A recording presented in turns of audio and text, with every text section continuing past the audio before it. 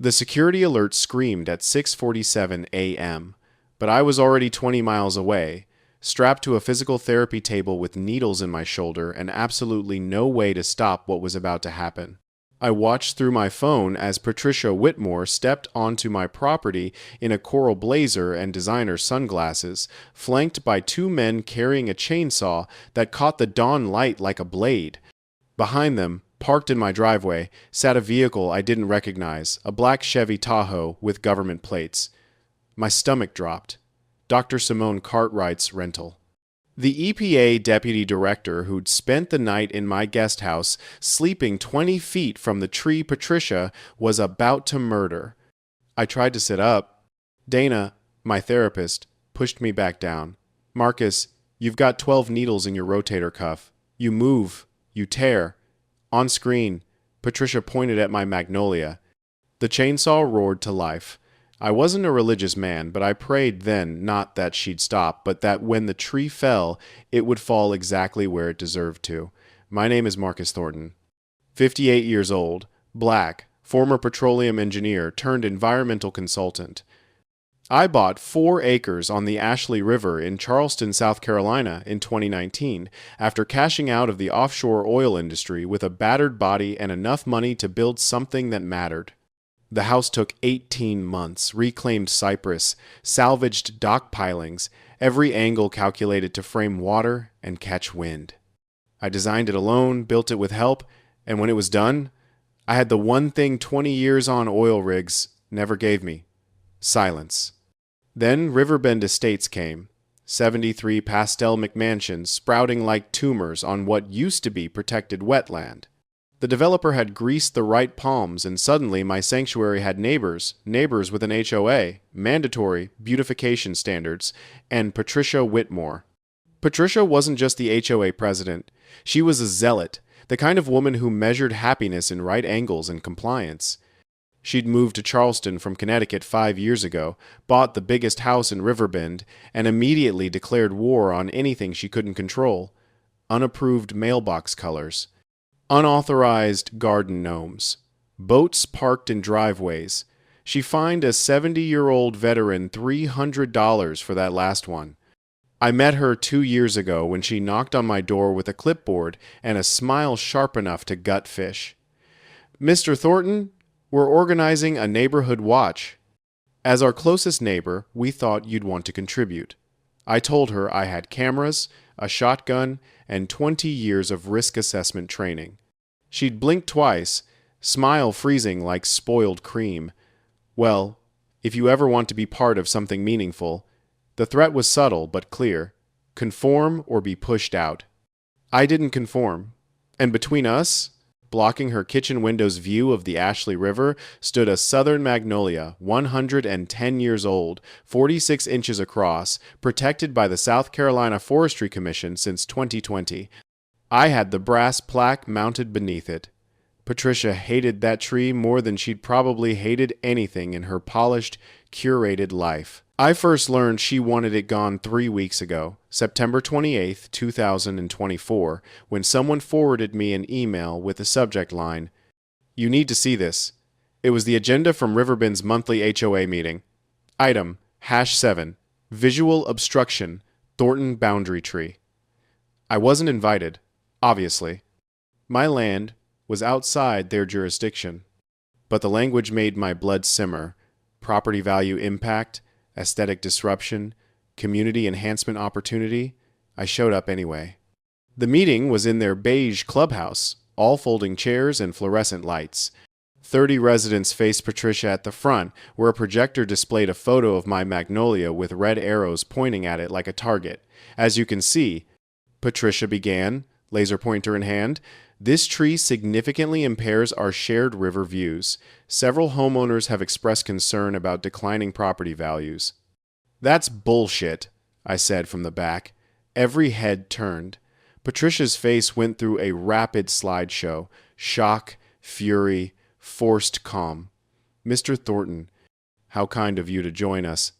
I walked forward slowly, letting the silence stretch. "Let's be clear. That tree is on my private property, 12 feet inside my boundary line." It's registered with the state as a heritage tree. Cutting it is a felony. A murmur ran through the crowd. Patricia's smile could have stripped varnish. We're simply exploring options that benefit the community. Your kitchen window, you mean? I stopped 10 feet from her. I've seen the sight lines. This isn't about the community. This is about your view. Someone in the back laughed. Patricia's knuckles went white around her pointer. Some of us understand that being a good neighbor means compromise. And some of us understand that trespassing is a crime. I held her gaze. Touch my tree, Patricia, and I'll bury you in court. I turned and walked out. As the door closed, I heard her voice, loud enough for everyone. Typical. Some people think rules don't apply to them. I smiled. Because I knew what she really meant was, some people won't do what I tell them. What I didn't know was that she'd already made her decision. The meeting was theater. The real plan was already in motion. 2 weeks passed. Quiet weeks. I worked on a wetland restoration proposal for the EPA, a $4.2 million federal grant to rehabilitate degraded coastal ecosystems. Dr. Simone Cartwright, the EPA's Southeast Regional Deputy Director, flew in on October 14th to review the proposal in person. We worked late into the night at my dining table, spreadsheets and environmental impact studies scattered between coffee mugs.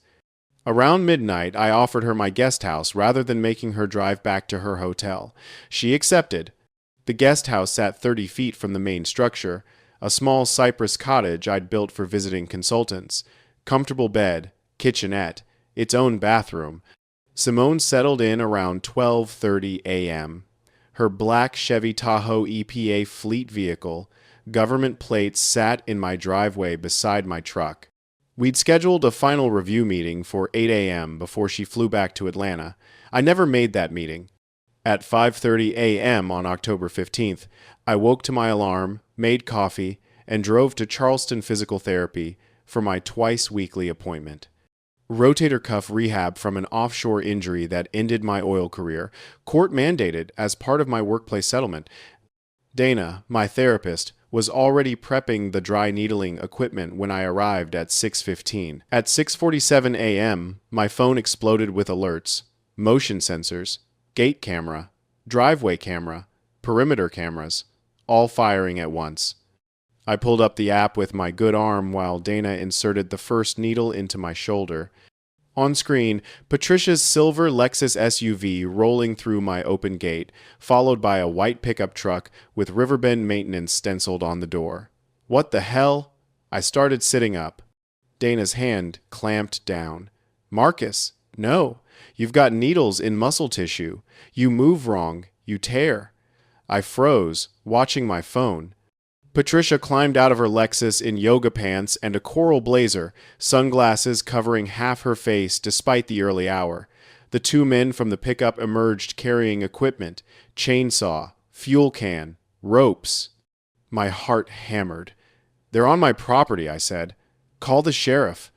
Dana grabbed her phone while I watched Patricia walk directly to the Magnolia, circle it once, then point at the trunk. One of the workers hesitated, saying something I couldn't hear through the camera audio. Patricia's body language was sharp, commanding. She pointed again. The worker pulled the chainsaw cord. The engine snarled to life. I tried 911 myself, hands shaking. Charleston County, what's your emergency? Trespassing in progress with power tools. 1847 Riverbend Lane. They're cutting down a protected heritage tree on my property. Sir, are you on scene? No, I looked at Dana's needles, at my useless arm. I'm 20 miles away, but it's happening right now, on camera. Units are being dispatched. Do not attempt to... I hung up. Because on screen, the chainsaw bit into the Magnolia's trunk. Sawdust sprayed. The tree that had stood for 110 years shuddered, and behind Patricia, parked innocently in my driveway, sat Simone's Tahoe. The one piece Patricia hadn't accounted for, the one variable that was about to turn her act of vandalism into a federal case. The Magnolia groaned. Even through my phone's tinny speaker, I could hear it a sound like the earth splitting. The workers jumped back. Patricia took 3 steps backward, still pointing, still directing. And then the tree began to fall. Not toward the road like they'd planned, not toward the open yard. Backward. Directly toward the spot where they'd parked their pickup truck. The worker with the chainsaw screamed. Patricia's mouth opened in a silent wail. The magnolia came down like the hand of God, 110 years of growth and mass and magnificent fury. It hit the pickup truck dead center. The roof crumpled like tinfoil. Every window exploded. The bed compacted into the cab. Metal shrieked. And then the tree kept going, branches spreading, the crown catching the Tahoe's rear quarter panel with a sickening crunch. Jesus Christ, Dana whispered behind me. I couldn't speak. Couldn't breathe. On screen, Patricia stood frozen in the wreckage, coral blazer now dusted with sawdust and leaves, staring at the destruction like she'd just witnessed her own execution.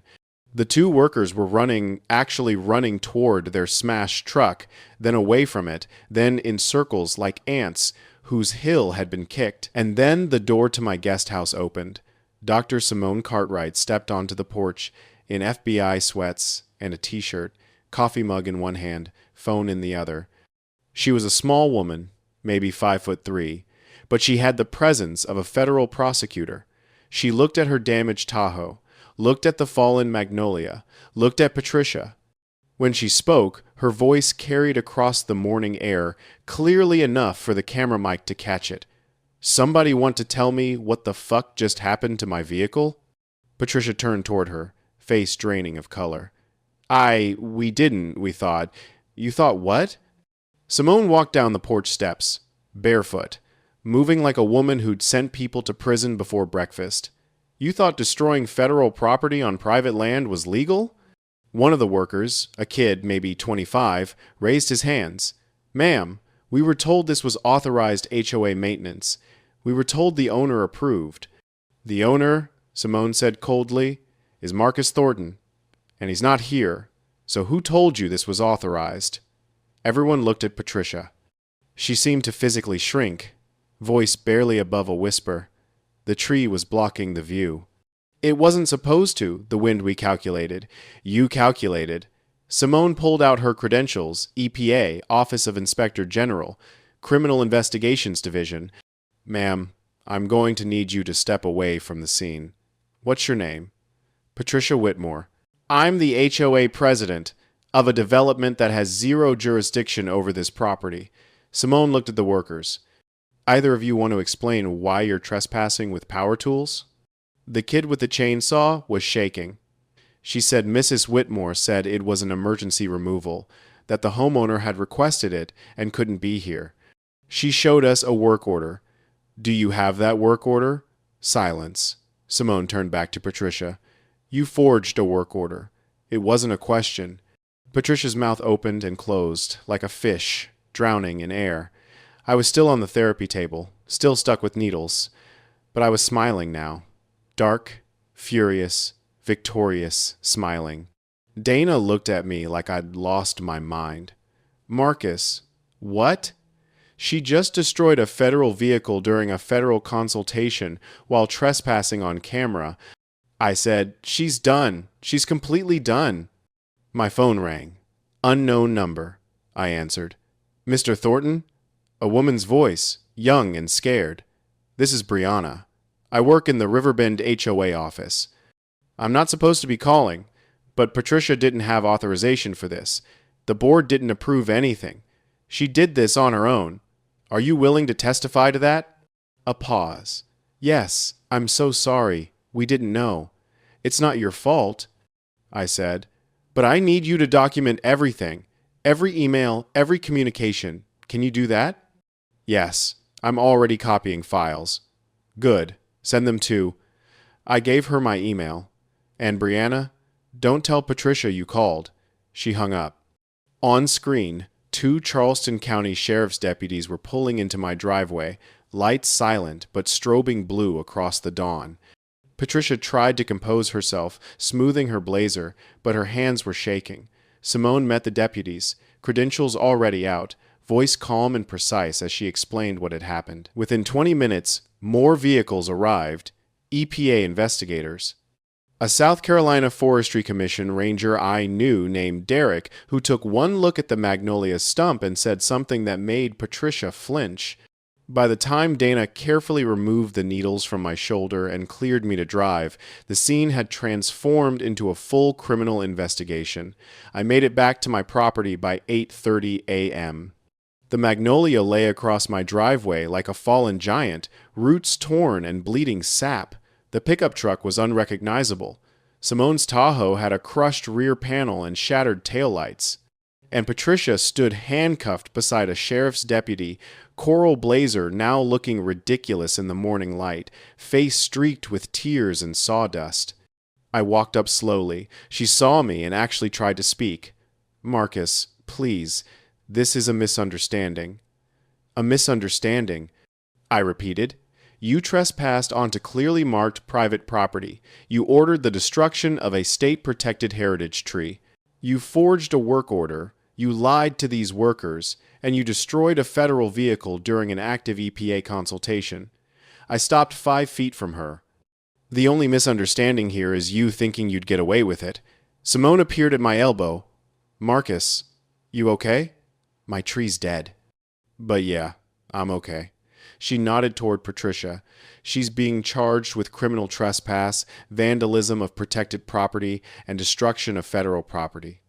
The EPA's Inspector General is opening a formal investigation, and based on what I heard her say on your camera footage, we're adding obstruction and false statements."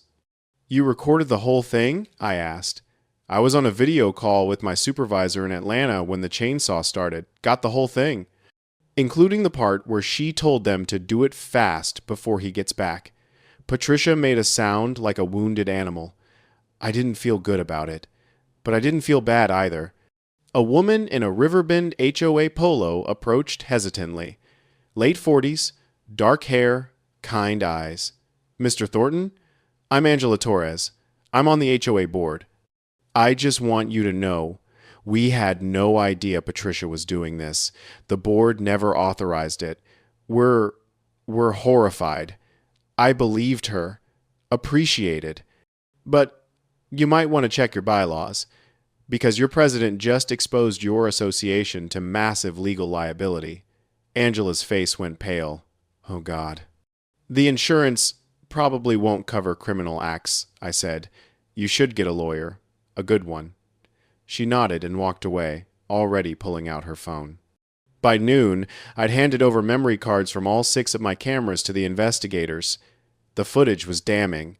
Patricia arriving before dawn, directing the workers, pointing at the trunk. The forged work order she'd shown them, which turned out to be an HOA letterhead with completely fabricated language about emergency tree removal authorized by property owner. But the worst part, the part that would end up in every court filing, was the audio. Crystal clear on my birdhouse camera, Patricia's voice. "Cut it fast. If we do it at dawn, he won't know it was us. Make it look like it fell naturally." The worker: "What if he has cameras? He's not going to take us to court over a tree. People like him don't follow through." I played that section 3 times for the detectives. Each time, Patricia's lawyer, some guy in a cheap suit who'd arrived around 10 a.m., looked more like he wanted to be anywhere else. By 2 p.m., Patricia had been formally arrested and booked on 3 charges: criminal trespass, felony vandalism of protected property, and destruction of federal property. Bail was set at $50,000. She posted it by 5 p.m., but the conditions were strict: GPS monitoring, no contact with me, surrender of passport, no HOA authority. I hired a lawyer that afternoon, Claudia Reeves, 50-something steel gray hair and a reputation for eating people like Patricia for breakfast. She arrived at my property at 6 p.m., surveyed the damage, watched the camera footage once, and smiled. "Marcus, this is the most documented crime I've seen in 20 years. She's finished." "Good," I said, "because I want her buried." Claudia's smile widened. "Then let's get started." But as I stood there in the fading light, looking at the magnolia's corpse sprawled across my property, I felt something I hadn't expected. Not triumph. Not even anger anymore. Just tired. bone deep, soul tired. Because I knew this was just the beginning. Patricia wouldn't go quietly. People like her never did. And the war we were about to fight would get uglier before it got better. What I didn't know yet was just how ugly, or how close I'd come to losing everything before it was over. The thing about Patricia Whitmore was she'd spent 54 years believing the world would bend to her will if she just pushed hard enough. 2 decades of HOA dictatorship had reinforced that belief, so when reality finally pushed back hard, public, and permanent, she didn't accept it. She doubled down. The first sign came that same night. At 11:47 p.m., my perimeter cameras caught movement near the property line. A figure in dark clothing moving low through the trees. I was still awake, sitting on my porch with bourbon and rage, watching the live feed on my phone. The figure approached my storage shed where I kept backup drives and camera equipment. I called 911 again. Same property, same suspect, attempted break-in in progress. The dispatcher recognized my address. Units rolling now, Mr. Thornton. Do not engage. I didn't engage. I just watched as the figure tried the shed's lock with what looked like a crowbar. My motion sensors tripped. Exterior floods lit up the yard like a prison break. The figure ran that same stiff-legged gait I'd seen Patricia use, the one caused by her hip replacement 2 years ago. The one she'd mentioned in an HOA newsletter about overcoming adversity through community service. The deputies arrived 4 minutes later, found crowbar marks on the shed door, boot prints in the mud. Size 7 women's. They took photos, filed a report, added attempted burglary, and destruction of evidence to Patricia's growing list. But she wasn't arrested again. Not yet. Her lawyer claimed she'd been home all night. No proof it was her, just circumstantial evidence, the gait, the timing, the obvious motive. Claudia called me the next morning. They can't charge her without more evidence, but Marcus, this means she's desperate. Desperate people make mistakes. She's already made about 6, I said. Let's see how many more she can rack up. The mistakes came fast. On October 18th, 3 days after the magnolia fell, Patricia called an emergency HOA board meeting, except she didn't notify the full board, just 3 loyalists who'd kiss her ass from here to Columbia. They met in her living room, discussed how to manage the narrative, how to claim the tree was structurally unsound and posed imminent danger to residents. I know this because Janice Cho, an actual board member who'd been excluded, showed up uninvited with a recording app. She sent me the audio file that night with a subject line, "She's planning to lie under oath." The recording was 38 minutes of Patricia constructing a fantasy, where I was the aggressive neighbor, where the magnolia was dying and dangerous, where she'd acted in emergency authority to protect lives and property. And then, at minute 32, this gem, Patricia's voice, cold now. The camera footage can be challenged. Timestamps can be wrong. Weather data can be contradicted. We need an expert who'll testify the tree was unstable. One of her loyalists. What expert? Every arborist in Charleston knows that tree was healthy. Then we find one from out of state. Someone who'll write what we need. Janice's note at the end of the file. She's talking about fabricating evidence. You need to hear this. I forwarded it to Claudia, who forwarded it to the Charleston County Solicitor's Office. By October 20th, obstruction of justice had been added to Patricia's charges. But she still didn't stop. That same day, her new lawyer, the cheap suit, had quit, filed a counterclaim. Patricia was suing me for negligent maintenance of a hazardous tree and claiming her actions were justified under emergency doctrine to prevent imminent harm.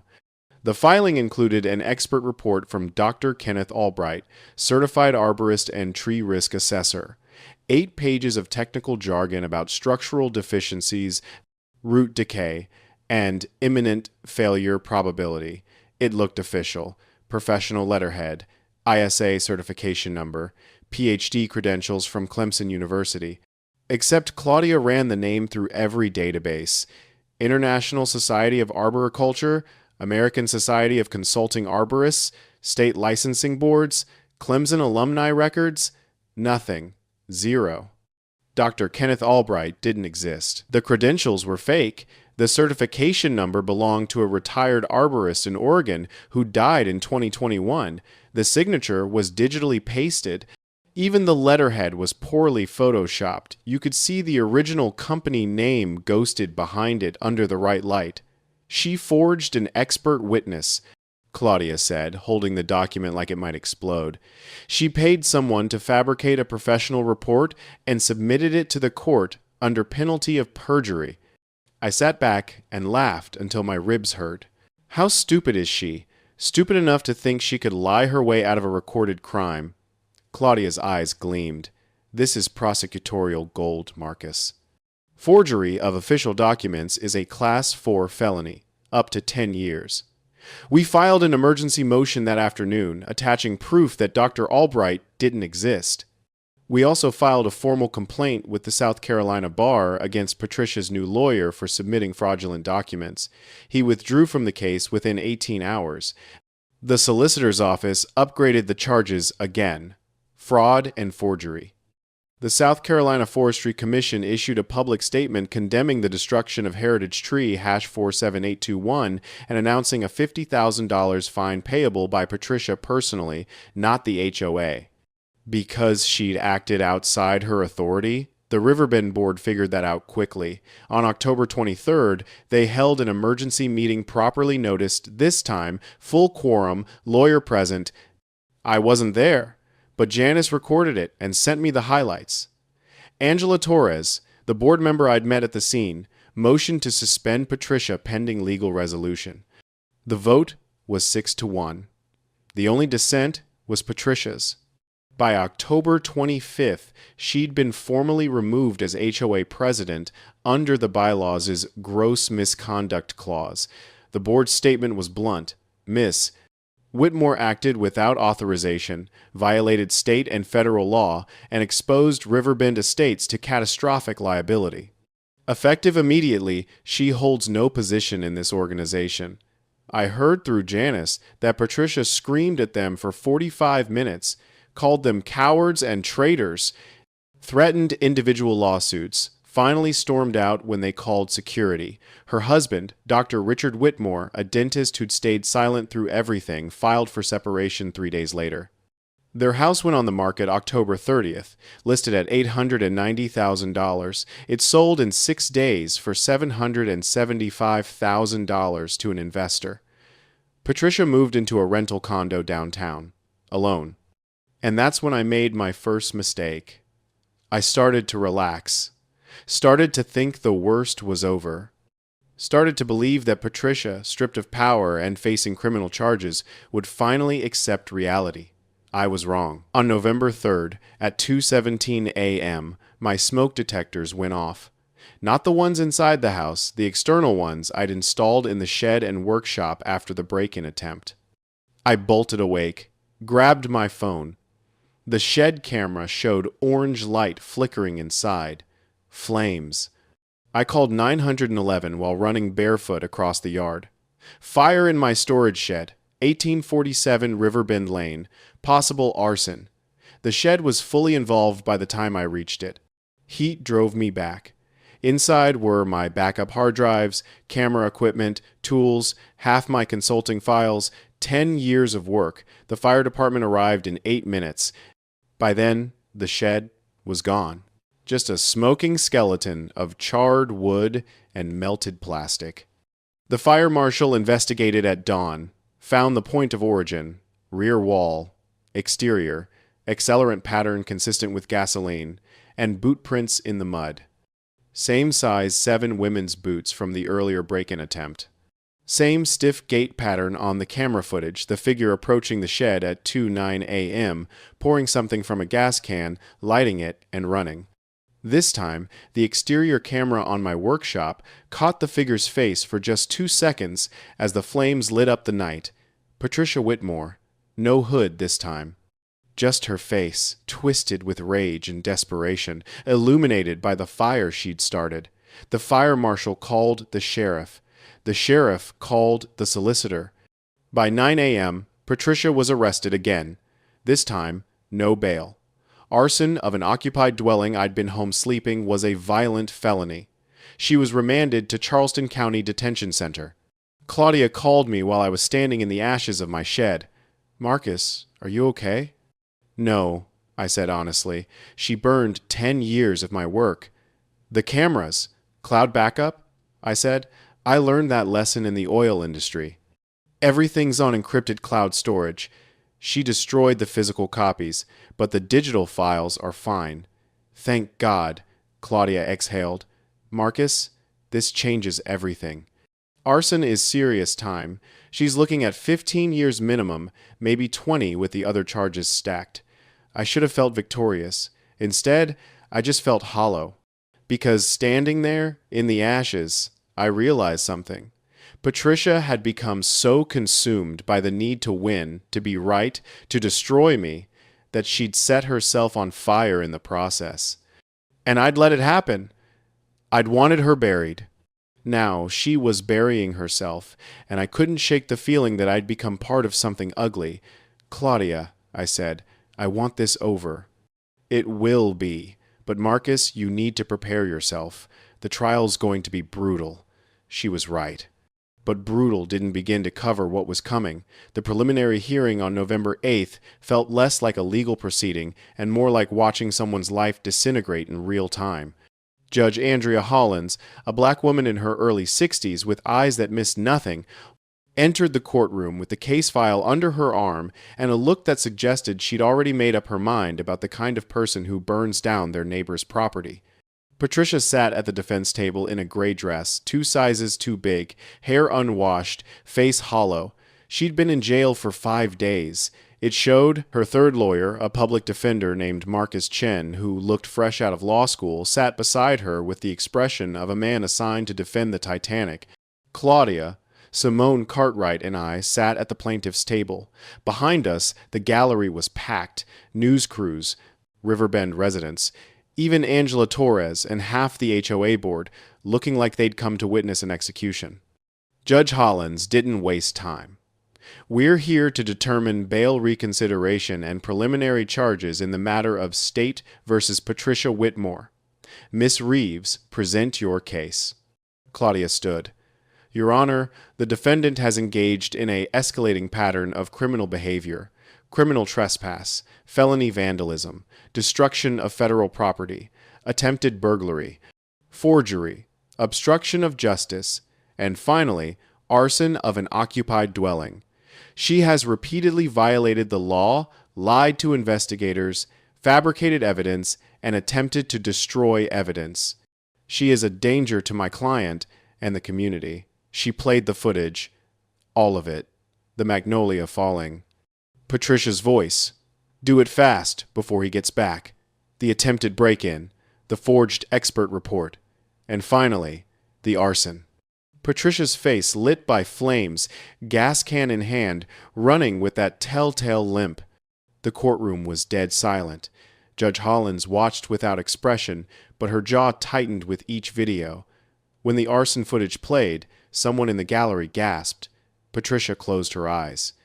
When the videos ended, Claudia continued, "Your Honor, Mr. Thornton has done nothing but exercise his legal right to protect his property. The defendant has responded with a crime spree. She is unrepentant, unstable, and dangerous. We ask that she remain in custody pending trial."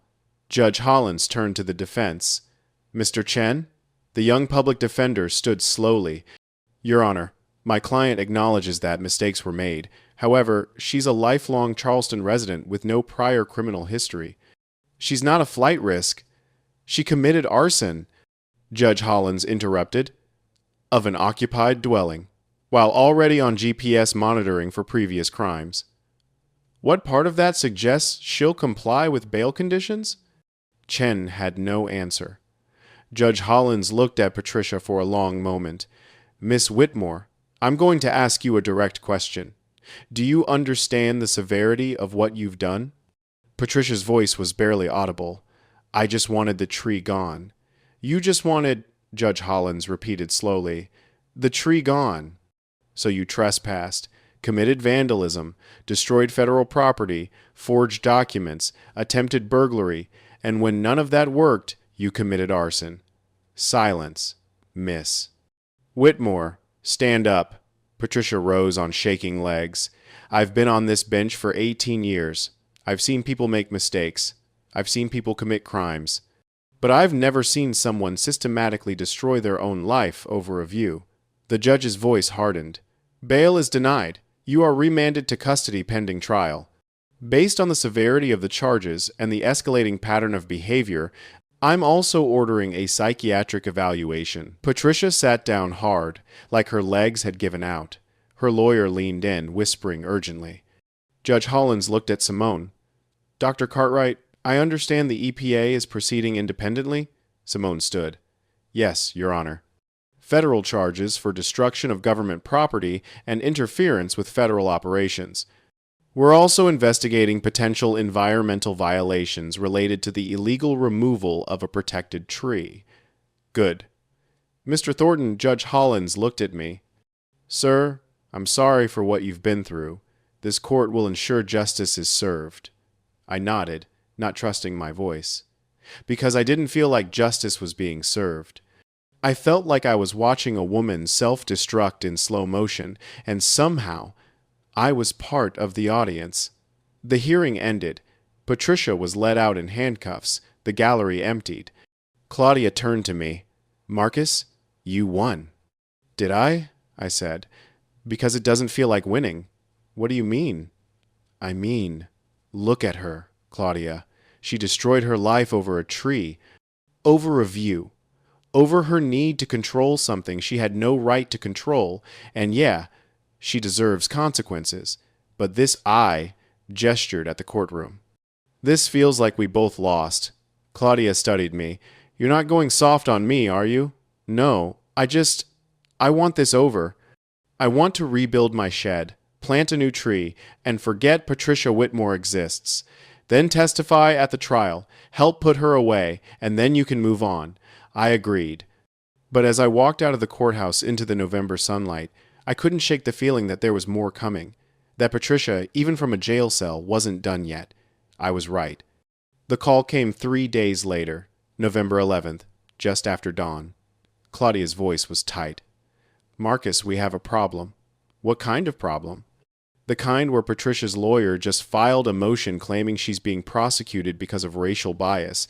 She's alleging you filed complaints against her because she's white and you're black, and that you're using your connections with federal agencies to weaponize the system against her. I was silent for a long moment. She's playing the race card. After everything she did, it gets worse. She's claiming the magnolia was culturally significant to Riverbend's heritage community, and that your refusal to remove it was an act of reverse discrimination. I laughed. Dark, bitter laughter. She destroyed a 110-year-old tree and a federal vehicle on camera, and now she's claiming I'm the racist? Her lawyer's desperate, Claudia said. This is a Hail Mary. But Marcus, the media's going to run with it. This is going to get ugly. She was right. By that afternoon, local news had picked up the story. Racial tensions in HOA dispute. One headline read. Another, Black homeowner versus white HOA president. Who's really the victim? My phone exploded with calls. Reporters. Activists. People I hadn't spoken to in years. Everyone wanted a statement. I gave one. Short and direct. Patricia Whitmore committed multiple crimes, all documented on camera. This isn't about race, it's about the law. And the law applies to everyone.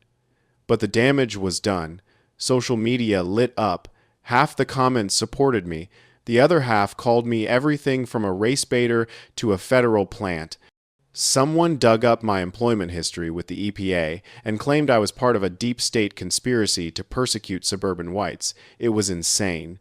And it was working. On November 15th, a small protest formed outside the Charleston County Courthouse, maybe 20 people holding signs.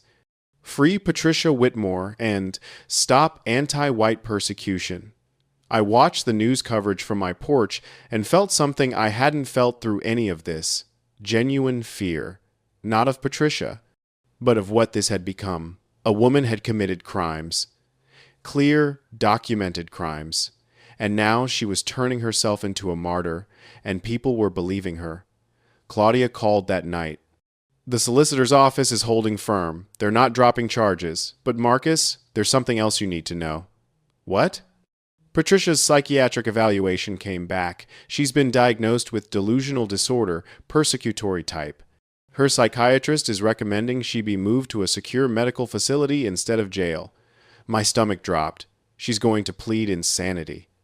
It's a possibility. If the court accepts it, she'd go to a psychiatric facility instead of prison. She'd still be confined, but the optics make it look like she's the victim. I finished. Like she was mentally ill and I pushed her to break. Marcus, that's not, isn't it? I said. I had the cameras. I had the evidence. I had federal witnesses. I knew I'd win from the start. And I wanted her buried. I said that to you. I wanted her destroyed. She destroyed herself, Claudia said firmly. You defended your property. You didn't make her commit arson. But I didn't stop pushing either. Every time she escalated, I escalated back. I could have dropped the civil suit after the criminal charges. I could have accepted a plea deal early, but I wanted maximum consequences. And now what? You feel guilty? I don't know what I feel, I admitted. I just know this isn't what I wanted. We sat in silence for a moment. Then Claudia said quietly, Marcus, you're a good man, better than most, but you can't save people from themselves. Patricia made her choices. Every single one. You're not responsible for that. Maybe, but that night, lying awake in my house, I couldn't stop thinking about the look on Patricia's face in that courtroom. The hollowness. The defeat. The absolute disintegration of a human being who'd once believed she controlled the world. And I wondered if I'd handled things differently from the start, if I'd tried to talk to her instead of threatening court, if I'd offered compromise instead of confrontation, would any of this have happened? Would the magnolia still be standing? Would Patricia still have her life? I didn't have answers. Just questions and ashes and a burnt shed, and the feeling that I'd won a war but lost something I couldn't quite name. The trial was set for January 2025. I'd testify. I'd tell the truth. And then I'd try to move on. But first, I had to survive what came next. The attack came on November 21st, 10 days before Thanksgiving. I was working in my home office when the brick came through the window.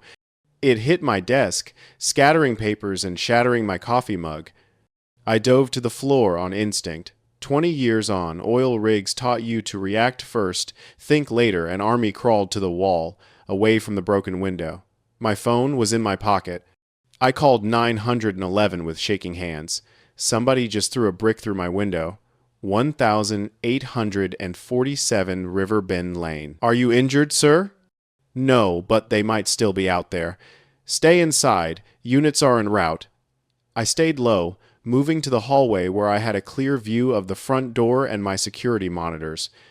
The camera showed nothing, no vehicles, no people, just the brick lying in the wreckage of my window. Then I saw the paper wrapped around it. I waited until the deputies arrived before going outside. They cleared the property first, then let me approach. The note was computer printed, taped to the brick. You destroyed her life. Now we'll destroy yours. Leave Charleston or die. The deputies photographed it, bagged it as evidence, ran prints. Nothing. The brick was standard construction grade, sold at every Home Depot in the state. The paper was standard printer stock, untraceable, but the message was clear. Patricia had supporters, and they were willing to commit violence. Claudia arranged private security that night, a firm out of Columbia that specialized in high-risk cases. 2 guards, armed, rotating 12-hour shifts. One patrolled the property. One sat in an SUV at my gate. It cost $400 a day. I paid it. The second attack came November 24th. My truck's tires slashed in my driveway. All 4. Clean cuts. Professional. The cameras caught nothing. The angle was wrong, blocked by the vehicle itself. Whoever did it knew where the blind spots were. The third attack was November 27th. Someone poured sugar in my truck's gas tank. Engine seized the next morning. $3,000 in repairs. Again, no footage. They were learning, adapting. And I was trapped in my own home, surrounded by security, living like a prisoner. On November 29th, Janice called me. Her voice was shaking. "Marcus, I need to tell you something. About Patricia." "What?" "She's been making calls from jail, to HOA members, to people in the community. She's telling them you're trying to destroy Riverbend, that you're planning to sue the HOA for millions and force everyone out of their homes. She's painting you as the villain." "That's insane," I said. "I've never threatened the HOA." "I know, but people are believing her. There's a group forming. They're calling themselves Riverbend Resistance. They're planning something, Marcus. I don't know what, but I'm scared." I forwarded the information to the sheriff and to Claudia. They took it seriously. An investigation was opened into Patricia's jail calls. Turned out she'd been violating her communication restrictions, using a contraband phone someone had smuggled in. More charges were filed, but the damage was done. On December 3rd, the preliminary trial date was set for January 15th, 2025. Patricia's lawyer filed notice that they'd be pursuing an insanity defense based on the psychiatric evaluation. The solicitor objected, but the judge allowed it, which meant the trial would now focus not just on what Patricia did, but on her mental state when she did it, and I'd be painted as the catalyst.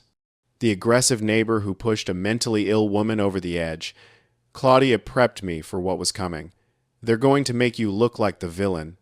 They'll argue you had all the power, the cameras, the federal connections, the legal knowledge, and you used it to systematically destroy a vulnerable woman who committed arson. I said, "That's what we'll prove. But Marcus, you need to be ready. They're going to ask why you didn't compromise, why you didn't just cut down the tree, why you pushed for maximum charges. Your answers need to be rock solid." I spent weeks preparing, reviewing footage, memorizing timelines, practicing testimony, but no amount of preparation could have readied me for what happened on December 18th. I was at the Piggly Wiggly buying groceries when a woman approached me, late 60s, white, dressed in church clothes. She smiled, friendly. "Excuse me, are you Marcus Thornton?" I should have walked away. "Yes, ma'am." Her face changed, twisted. "You should be ashamed of yourself. Patricia Whitmore is a good woman, a pillar of this community. And you destroyed her over a tree." "Ma'am, with respect, Mrs. Whitmore committed multiple crimes." "She was sick," the woman shouted. People were staring now. She needed help, not prosecution, but you were too busy being right to care about her.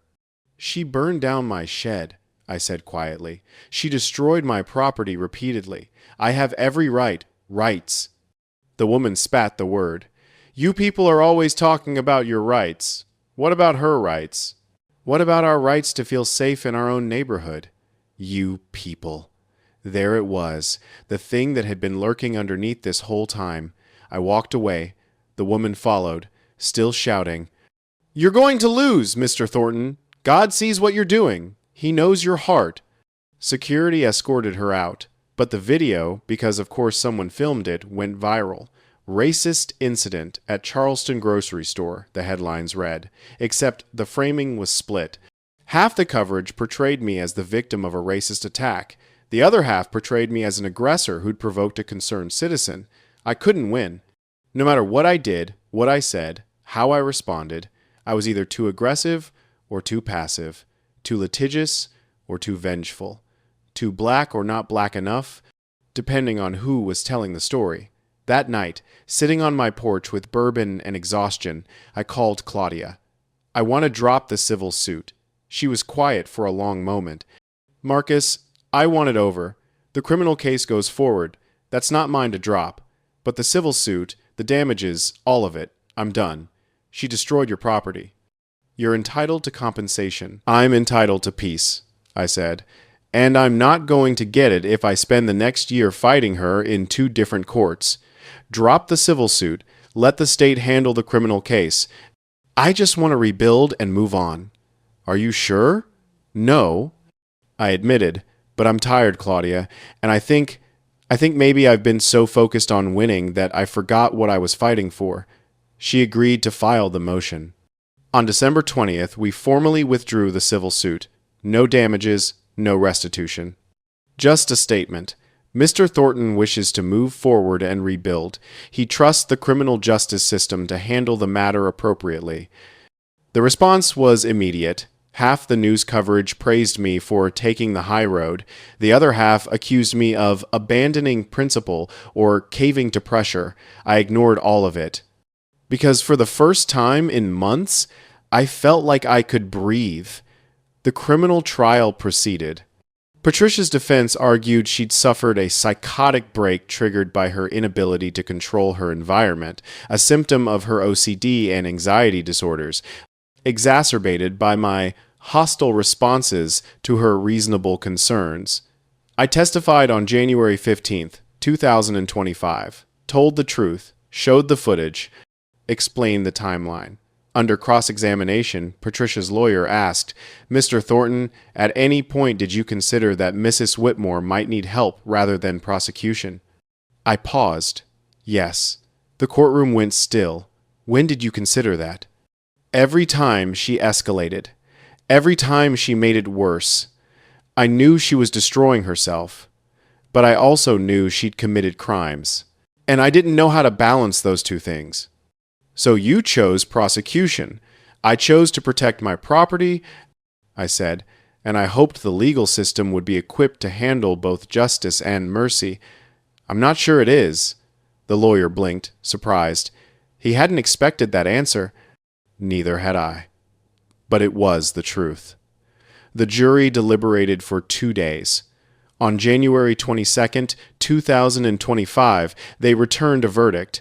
Guilty on all counts except arson. On that charge, they found her not guilty by reason of insanity. She was sentenced to 5 years in a secure psychiatric facility, followed by 5 years probation. The federal charges were folded into the state sentence. She'd serve her time, get treatment, and maybe have a chance at rebuilding when she got out. I didn't feel victorious. I felt empty. Like I'd survived a war where everyone lost. That night, I planted a new magnolia. Younger, smaller, nowhere near as grand as the one Patricia had killed, but it was alive, and it would grow. Angela Torres and half the Riverbend board showed up with shovels to help.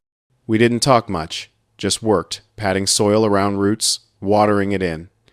When we finished, Angela handed me an envelope. The board voted. Unanimously. We're setting up a scholarship fund in the original tree's name.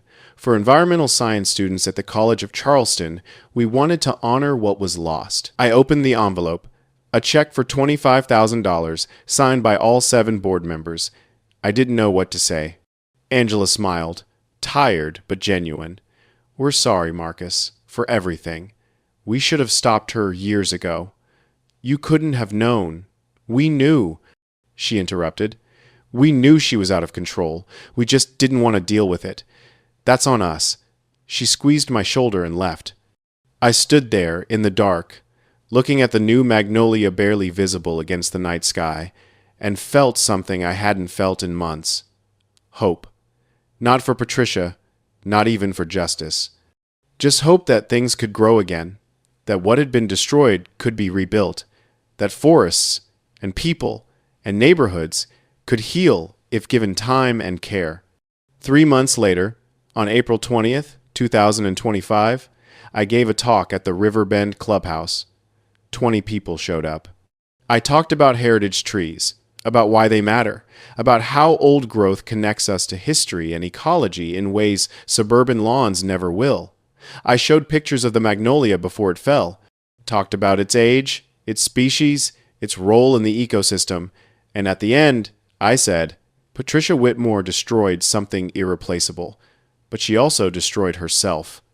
And I think both of those things are tragedies. We can't bring back the tree, but we can plant new ones, and we can build a community where people feel heard before they feel desperate.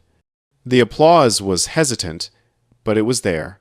Afterward, several people approached me, thanked me, asked questions about native plantings and conservation easements, and how they could protect trees on their own properties. It wasn't reconciliation, but it was a start. I still have the cameras. Still check them every morning. Probably always will. Some things change you, but I sleep better now. The magnolia is growing. The scholarship fund is active. And Riverbend has a new president who sends me an annual card thanking me for my patience and grace during a difficult time. I don't know if I had grace, but I had cameras, I had the law, and in the end, I had the choice to stop fighting even when I could have kept going. Patricia Whitmore is still in the psychiatric facility. I haven't heard from her, don't expect to, but sometimes, late at night, I wonder if she ever thinks about that magnolia, about what she lost trying to control something that was never hers to control. I hope she finds peace, not forgiveness, maybe, but peace. Because I'm learning slowly, painfully, that peace isn't something you win in court. It's something you build, tree by tree, day by day, with cameras watching, just in case. But with hope growing despite everything. The magnolia will take decades to match its predecessor. I'll be dead before it reaches that size, but it'll be here, standing, growing. A reminder that some things survive even when people try to destroy them, and maybe that's enough.